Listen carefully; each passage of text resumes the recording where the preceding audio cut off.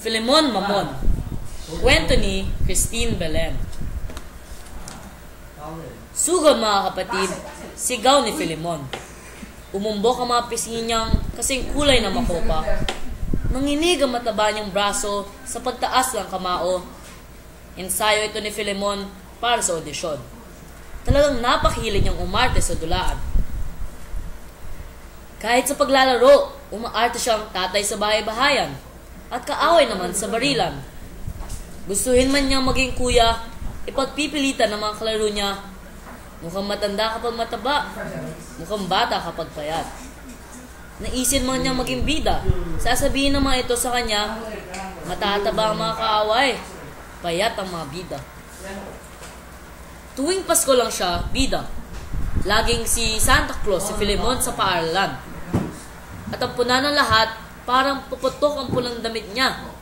Naka-tight fit yata si Santa. Isang hinga at kaway nga ni Filemon, 2 butones ang tumilapon. Umaalog-alog naman ang tiyan niyang bilog habang naglalakad at bumabati ng Merry Christmas. Sabi nga ng mga nanay at yaya, naku, parang queso de bola. Para naman may iba, gusto naman ni Filemon na maging Andres Bonifacio sa dula, ang matapang na leader ng katipunan.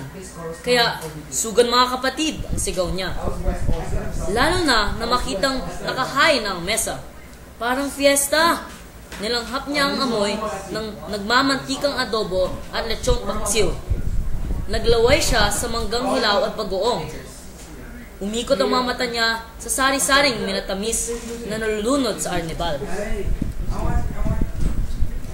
Matapos naman ang kainan, sasalampak si Filemon sa harap ng TV. Sasali rin ang kanyang nanay at tatay.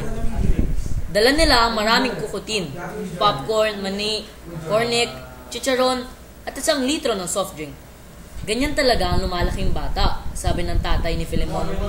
Sabay himas sa ulo ng anak na umangasap ng mga kukutin. Kaya tuloy, walang pakialam si Filemon kahit patawagin siyang baboy, bola, bundat, biik, bilog, tabatsoy, at Filemon Mamon. Mahal naman siya ng kanyang nanay at tatay. At mahal din siya ng kanyang mga kaeskwela. Kapag nakadikit ang mga ito sa kanya, parang mamon, nakapanggigigil kagatin. Parang unan, mainam yakapin. Parang pader, malapad sandalan. Nung dumating ang araw ng audisyon, handang-handa si Filemon. Sugon mga kapatid! Parang kulog ang kanyang sigaw. Nagpalakpakan ang kanyang mga kaeskwela. Bida na si Filemon! Hiyawan ng mga ito. Tumaba pati puso ni Filemon sa narinig. At nagkatotoo nga, siya ang hinarang na Andres Bonifacio. Bigay na bigay si Filemon sa mga ensayo. Ngunit, wala pa sa kalagitnaan, hingal kabayo na ang bida. Hindi na marinig ang sugon mga kapatid. Kaya lagi ito ipinauulit. Mabilis mapagod si Filemon, kaya nagpa siya si Direk, may mas bagay na kilo sa mga gaya mong bilog. Ginawa siyang priling mataba, ang kaaway sa dula. Patayin ng mga Indios. Paggigigil pa rin ni Filemon. Lalo na makita niya ang bagong Andres Bonifacio. Hindi ito bilugan.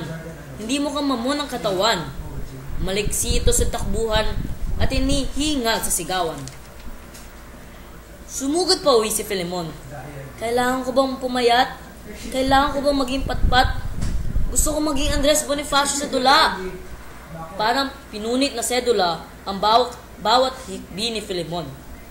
Ayoko na magmukhang mamon. Hindi na sumugod sa mesa si Filemon noong kainan.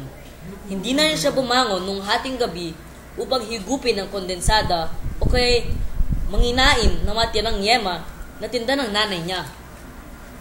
Sa pag-aalala ng kakaibang ikinikilos ni Filemon, isinugod siya ng kanyang nanay at tatay sa doktor kinabukasan. Wala pong ganang kumain si Filemon. Mangangayat po ba siya, doktor? Nangingilid ang luha ng kanyang nanay. Naninikap naman ang paghinga ng kanyang tatay.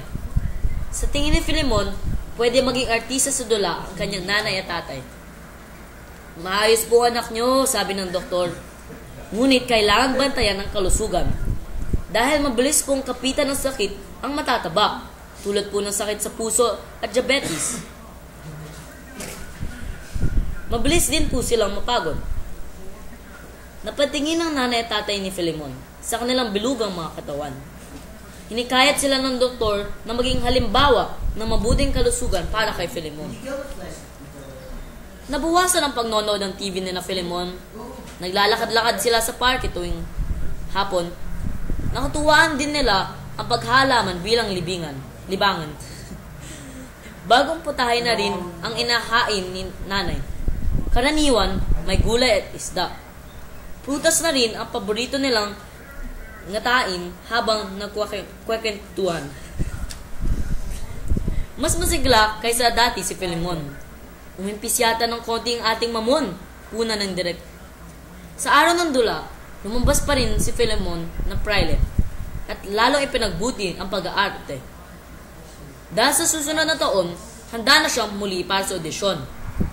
Balak naman niya maging si Gregorio del Pilar, ang batang general. Filemon Mamon.